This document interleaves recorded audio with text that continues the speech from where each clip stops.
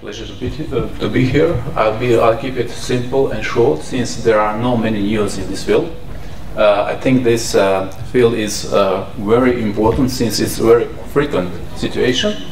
If we have in front of us a patient with cardiac arrhythmia, any cardiac arrhythmia, we have to be sure if the patient is hemodynamically stable or unstable, which we already know.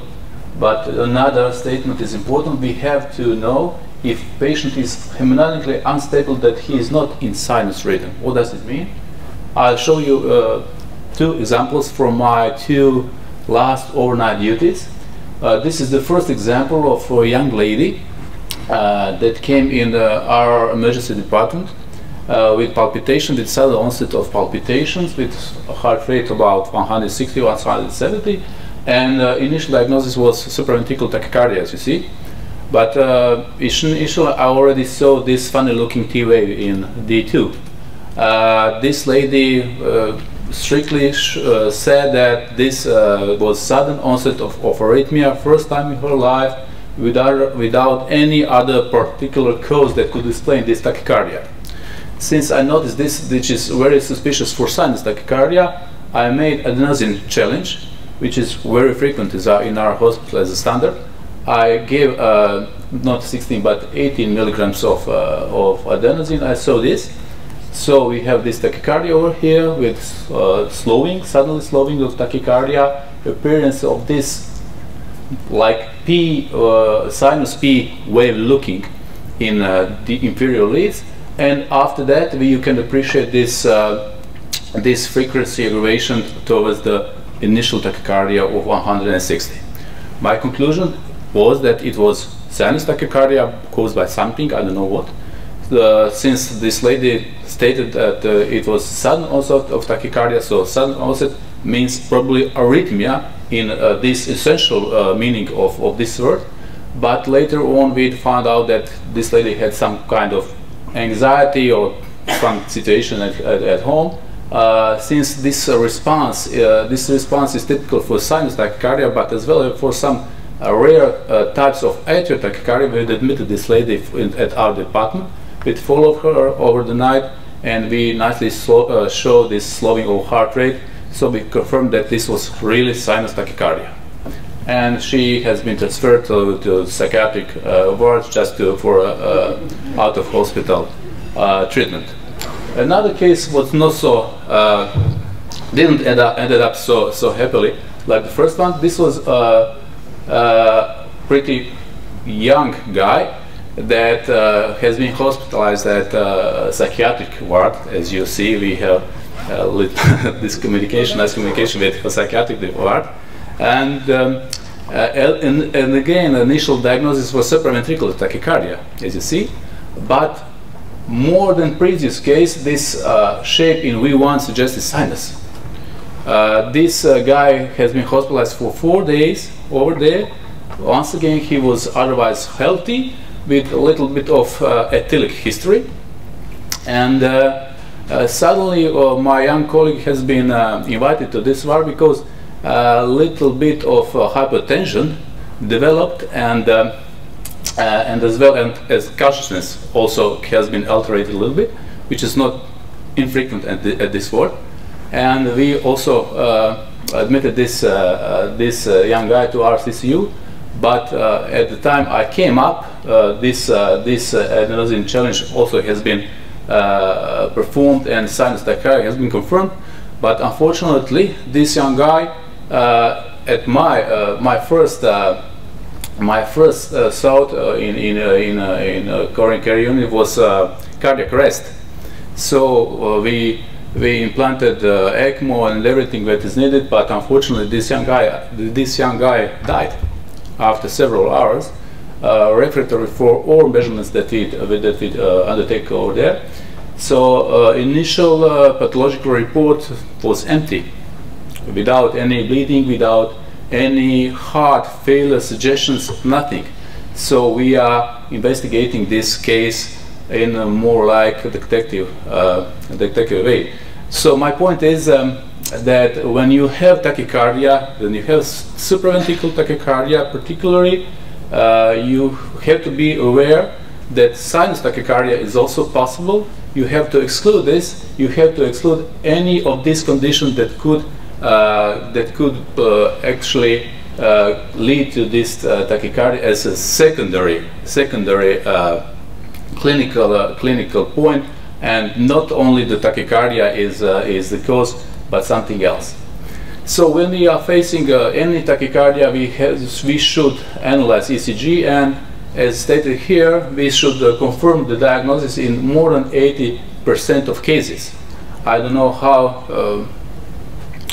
is it in your particular practice, but I must say that whenever I have supraventricular tachycardia or tachycardia that is narrow in the QRS way, I always look at RP interval. If RP interval is short, if P vector goes up, I'm sure I'm good, because it's some kind of re-entry tachycardia, AV nodular re-entry tachycardia, and this heart is most probably healthy. If the RP is long and P wave vectors goes down, that means that something else is happening.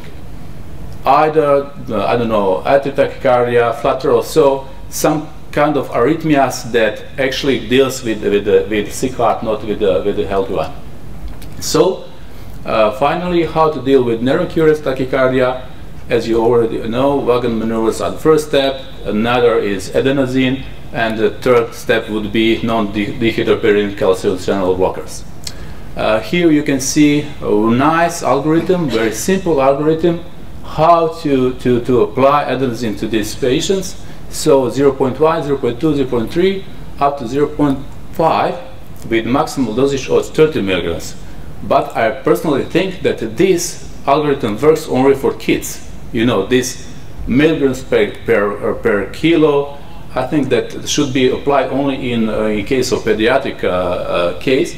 But in my opinion, the best approach would be 20 milligrams as an initial dose and 18 milligrams as a second dose. If 18 milligrams doesn't work, that means that adenosine doesn't work.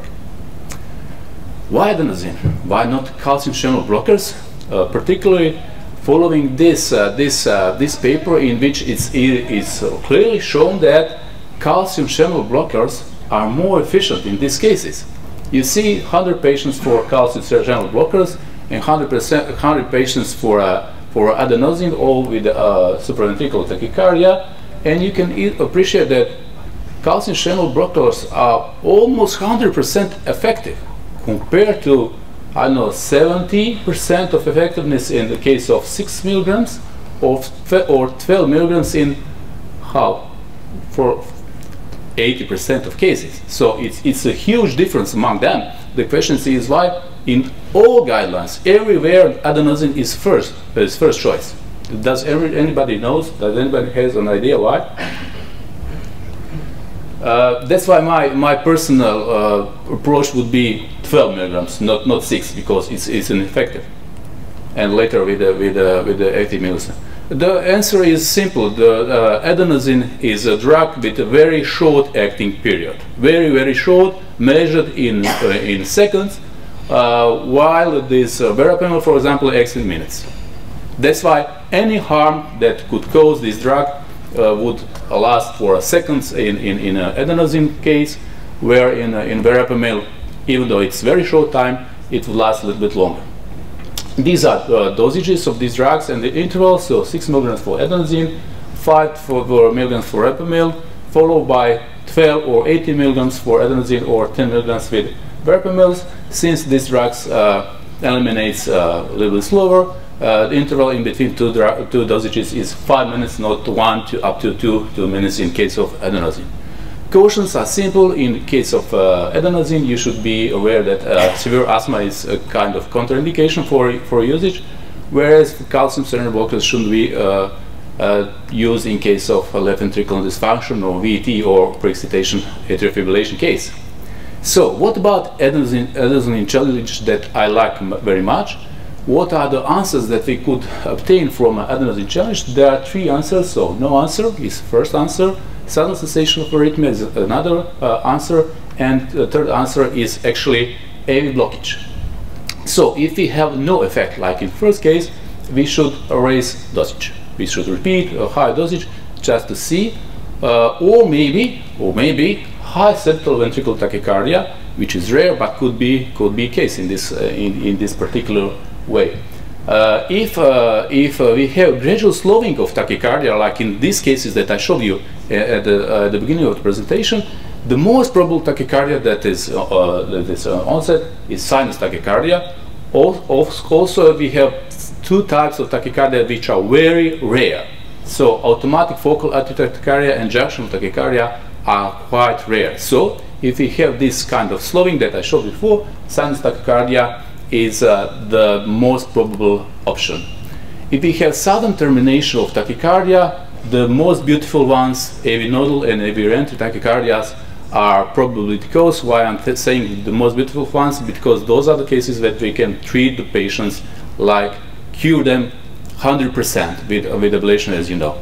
If you have persistent atrial tachycardia with transitional block, flutter or macro-oriented atrial tachycardia are the case.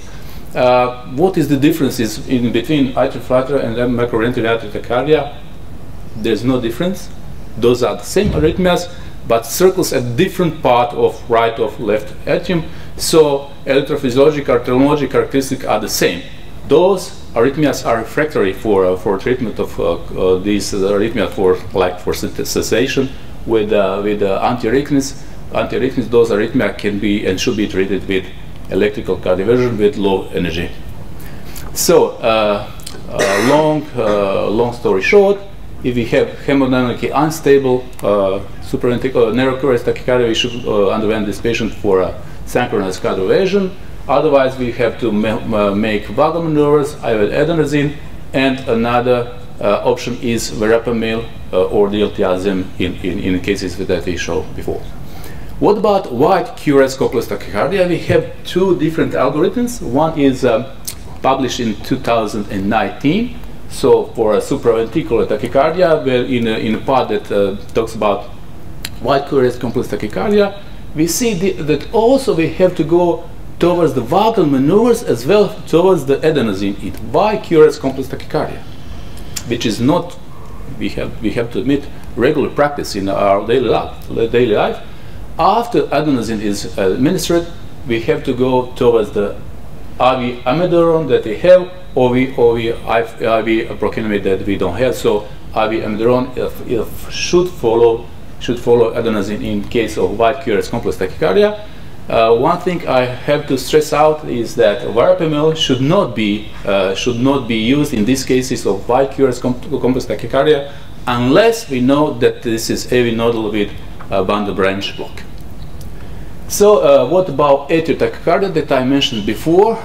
What is the difference in between atrial tachycardia, which tachycardia is like circling one, or focal tachycardia? I suggest that you should look at inferior leads. If you have this isoelectric lag in between P waves, that means it's this more likely focal. Otherwise, if we have this flutter-like line, it is like a flutter or macro-oriented atrial tachycardia. Why is so important? Focal atrial tachycardia are more prone to react on drugs, whereas these circular ones won't react on these drugs. And finally, this is a little bit complex algorithm that's published recently, 2022, guidelines for acute management of QRS complex tachycardia, a little bit different compared to previous one. I would just like to simplify this into 4 steps. So again, first step in this QRS complex tachycardia should be adenosine or vagal maneuvers. If SVT is likely, when the SVT is likely, we should check up the morphology. If we have, I don't know, positive concordance or just straightforward shapes that tells you that this is VT, you don't have to do this. But otherwise, if this patient is not heart failure patient with not known myocardial infarction history, you should try with adenosine. It wouldn't harm a lot. So if there is high suspicion of structural heart disease or known structural heart disease, electrical cardioversion is the way to go, or amiodarone. Step 3 is a very important one. because in case of non-structural disease or non-likely structural heart disease, we have to think about idiopathic ventricular tachycardia. What is the idiopathic ventricular tachycardia? Idiopathic ventricular tachycardia are the specific forms of ventricular tachycardia that can occur in case of non-structural heart disease. This is one very specific example that is not so infrequent. This is fascicular tachycardia. Shape is very typical, kind of not so wide tachycardia with right bundle branch appearance in precordial lead and very strongly negative inferior leads. This is typical for fascicular tachycardia. Why is this important? Because verapamil is drug of choice. Another typical tachycardia that can also appear in healthy individuals or otherwise healthy individuals without non-structural heart disease is this typical right ventricular outflow tachycardia, opposite to the previous one. This is LBB shape with strongly positive inferior leads, and in this case beta blockers would be drug of choice.